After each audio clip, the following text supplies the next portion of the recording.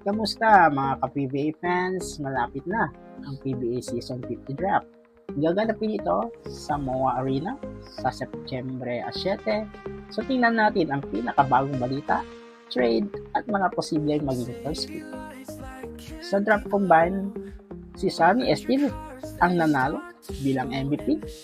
Mythical 5 naman, sina Dal Panocchio, Ramirez, Roque, Barasi, Team A2, Ginebra ang nanalo sa mini-tourney. Sa trade update naman, Converge trades Brian Santos plus 8 pick.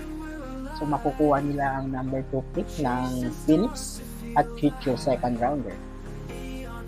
Dadako naman tayo.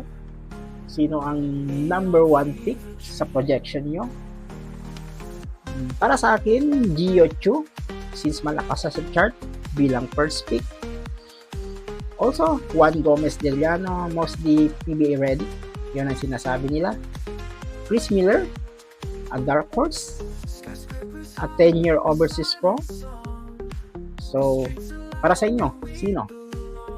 Sino dapat ang babantayan? What is your prediction?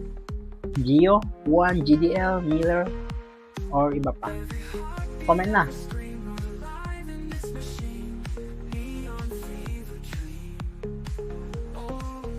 Look.